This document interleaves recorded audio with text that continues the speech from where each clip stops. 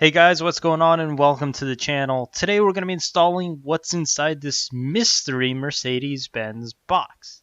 What's in the box? This box is the size of my car and this is the only hint I'm going to give you. There's a right side with this number and there is also a left side with this number over here. The links will be in the description, of course, if you guys want to get your own big box like me. The difference between the two sides is the 76 and the 75.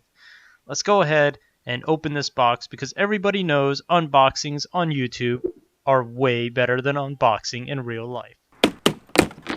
Show you with the box. What was in the box? So this is what comes within that ginormous box. Mercedes does an excellent job of putting all the insulation towards one side, so God forbid the UPS driver decides to drop it on this side over here, maybe this thing will be salvageable. But within here, within this very nice bag, oh my god, this bag is made out of freaking heaven. Within this very nice bag is the part that we'll be replacing. Let me go ahead and pull that part out. That way we can start the removal process of the other trim piece. So this is the actual water deflector for the Mercedes-Benz W204. And the brand new kit, anytime you guys order it, it comes with the little doors. Everybody likes the little doors because then you can install ski racks like Flex. These little clips right here, if all you guys need to do is replace these little clips, they do come out. All of these clips, everything here comes out of this whole system. And as you guys can see there, that's how it lines up into there.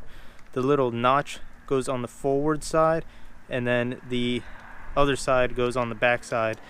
These are all clips. These all just come out of here if you really needed to get them out, and then you can replace them. So if that's the issue you're having, you can replace all of the clips individually.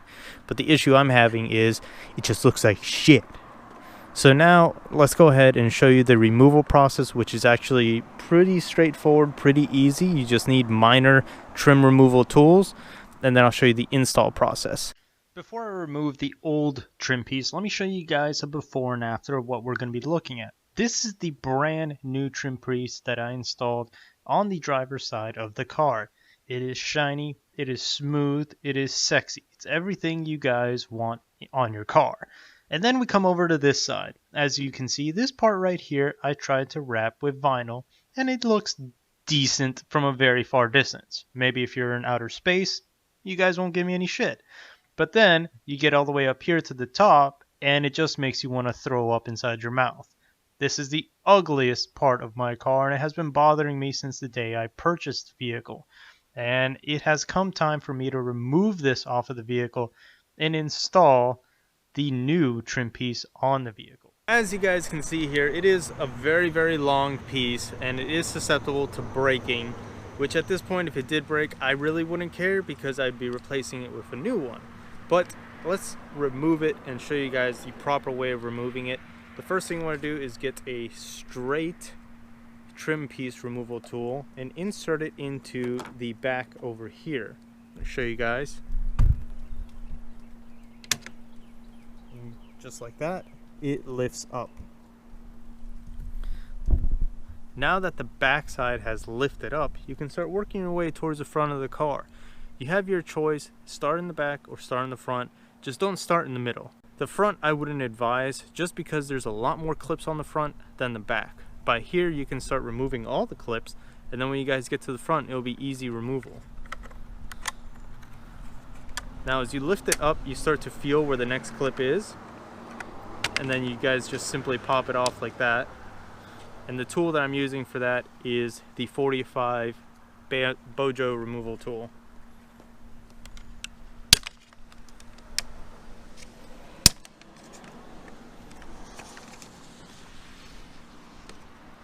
Now for the front of the car, you're going to want to hold the trim piece up, that way it doesn't scratch the back.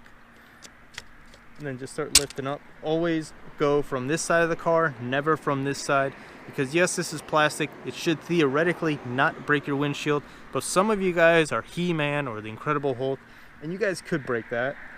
But sensitive guys like me, we just have the right touch. And that's it. It's that easy. That easy. Now, as some of you may have noticed, the clips actually got stuck.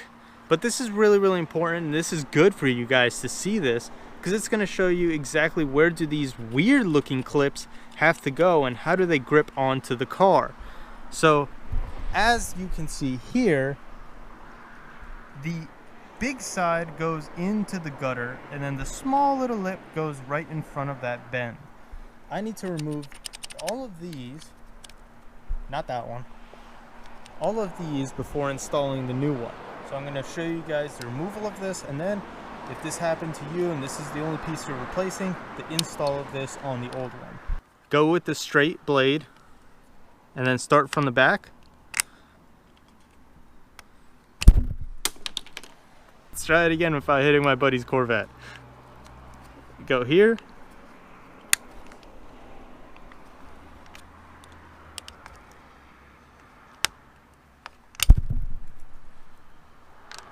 Like I said, guys, if this is the only part you have to replace are the clips, it's really easy to do. All you have to do is find the little notches like that. There's a little notch right there. There's a little notch right there. There's another one over here. And insert it so this side, the notch side, goes in, and then you guys just press it in. It's that easy to reinsert the clips. Reinstall process, it's slightly different. It's not do it in reverse. You start in the back again and then you work your way to the front, but you don't push everything into position.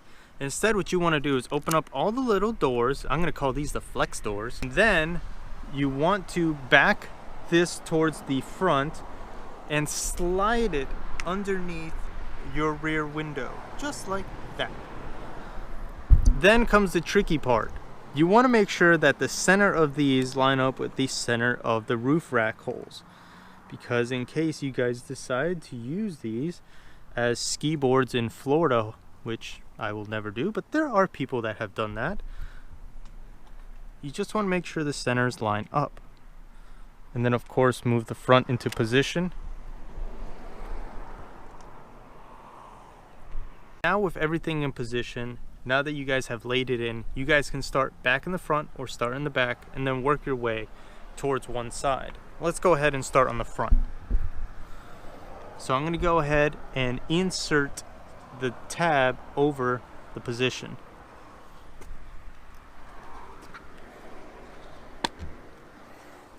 There you go. Just like that. Didn't take much force.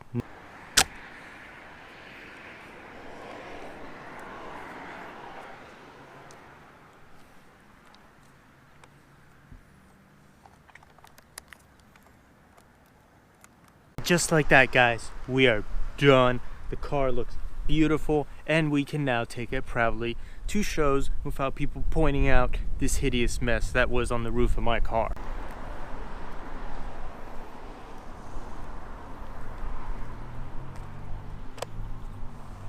Do yourself a favor and buy this part OEM for more than one reason. First, the aftermarket one, the color is not really the same, and second, you guys can get a pretty good deal on an OEM one. The price that the OEM one goes for online is about $175 per side.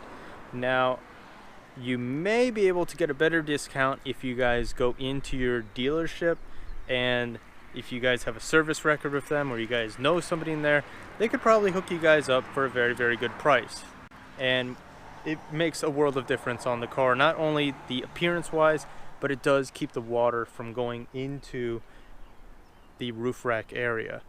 You guys always want to make sure that the rubber seal is on the body, which is preventing the water from going behind there, because if the water goes behind there, it does have a potential of leaking in random spots inside the car. And that is it, guys. I hope you guys have enjoyed this video. I hope this video has showed you guys something, and if it does, give this video a thumbs up, and then of course subscribe to the channel, and I will see you guys next time when it's not raining.